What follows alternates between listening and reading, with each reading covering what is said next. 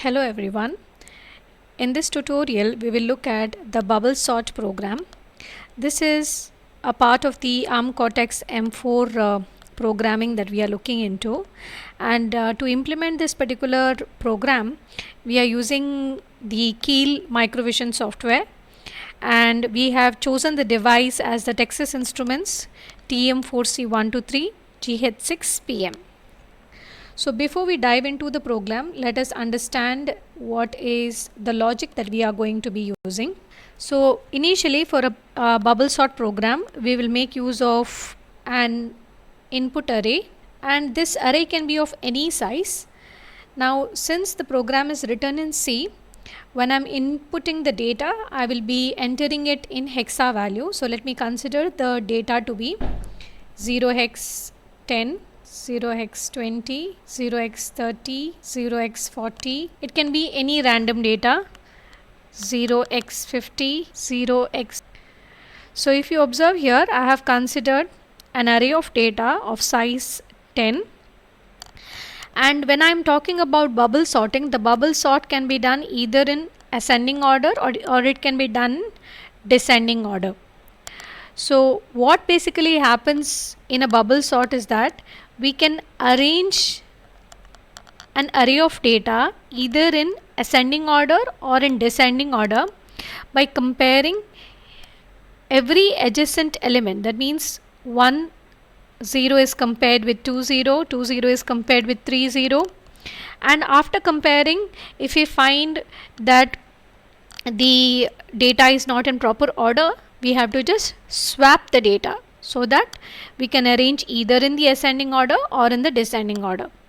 In this particular program in particular, we are trying to arrange the data in the descending order, and the data that I have considered, if you see the way I have written the array of data, they are arranged in the ascending order till 0x80. After that again it is 01 and 02. So this is basically a mixture of data. You can consider any values, and the values that I have considered in this case are hexadecimal representations. So if you want to understand that better, you can convert this into a decimal equivalent and check, you will still get a correct result. So the logic of the program here will be in terms of the fact that we will be considering two variables, that is I and variable j. Now these variables we are going to be using in order to iterate over this particular array, and we will be using another variable called as temp, that is temporary, in order to hold the values during the swapping that will be doing. So here, since we have two variables, in order to iterate we will make use of two loops. One is the outer loop and one more is the inner loop. Now if you observe in my input array, I am having a total of 10 elements. So the number of iterations that I will require in order to sort this particular array, whether it is in ascending order or descending order, would be the number of elements minus 1. So if n is equal to 10, the number of passes that I need to do would be equal to 9. So as I told you, I will be making use of the variables I and j in order to iterate. So what I will be doing is, for my outer loop I will be considering the variable I, and for my inner loop I will be considering the variable j. So the outer loop is basically meant for sorting and the inner loop is meant for swapping. So this is the logic of the program. So we know that since we are writing the code in C, now we have understood that firstly you need to know an array, you need to consider an array of data, then you need to consider some variables, and the main concept here would be that you would be performing sorting as well as swapping, because in bubble sort what we are doing is we are arranging the data by comparing it with the adjacent elements, and if they are not in the correct order we are doing the swapping. So the variables I would be meant for sorting, the variable j would be meant for swapping, temporary would be meant for storing the temporary value. So let us get into the program. So if you observe in this particular program, we are starting with the main part of the program, and you can see that we are initializing the array, and this array is having 10 elements, and I have considered the same 10 elements there, and I will be considering unsigned variables integer I and j which initialized with a value 0. Similarly, I am considering a temporary variable to store the data. So these are the variables that I will be considering, and as I told you, we will make use of two loops. One for loop, that is your outer loop meant for sorting, and the inner loop meant for swapping operations. So this is meant for swapping and this is meant for sorting. So this is your inner loop. So within the inner loop, you will be first comparing each and every variable, whether it is less than or greater than. So this program is meant for arranging the data in the descending order, right? So data of j will be having 0x10 and data of j plus 1 will be having 0x20.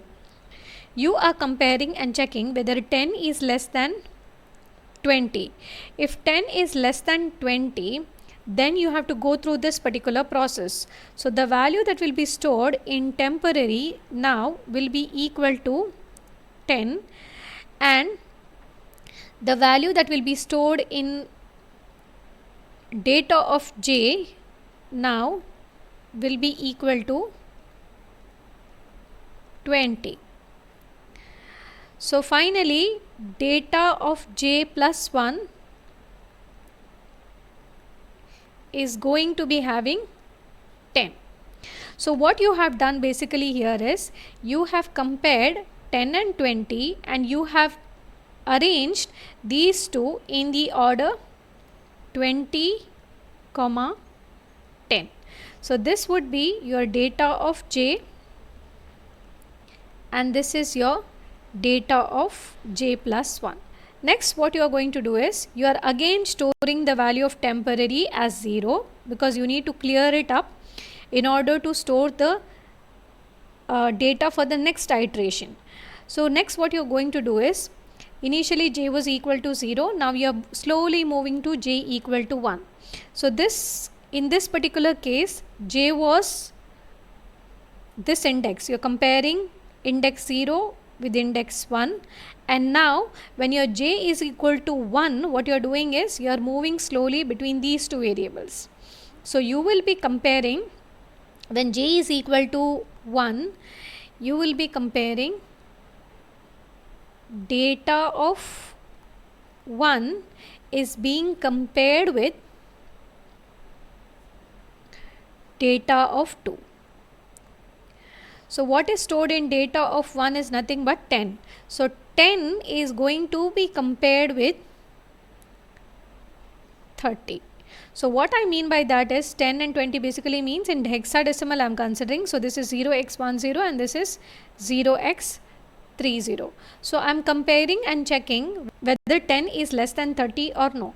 If 10 is less than 30, then I have to do the exchange or swapping once again, and my answer would be that data of 1 will be having 30 and data of 2 will be having 10. So now what I have done is I have arranged the data as 20, 30 and 10.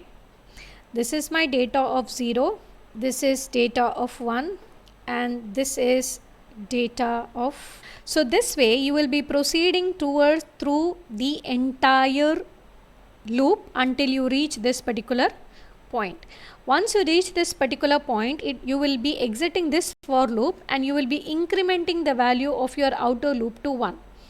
Again you will be trying to sort out between data of j and data of j plus 1, and this is going to get iterated until you reach I less than 9. That means you will be iterating till I is equal to 8. Now if you look at this particular program, this program is meant for arranging the data in the descending order, right? So if you want to change this particular code and try to make it to arrange in the ascending order, all you need to do is you have to just change this particular less than symbol to greater than. So this way you can arrange the data in the ascending order. So in this particular program which we have written in C, we are not specifying any location, memory location, in order to store the data.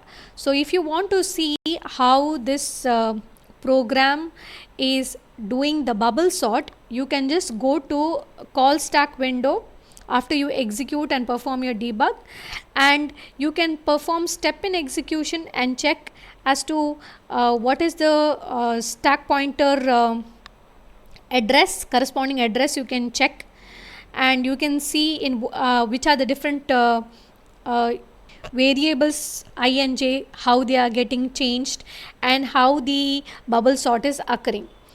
Or what you can do is, once you note down the stack pointer address, you can type that particular address in your memory location, in your memory window, and there you can see, after you complete your debug operation, how the elements are arranged, whether it is in the ascending order, descending order, depending on what program you have written.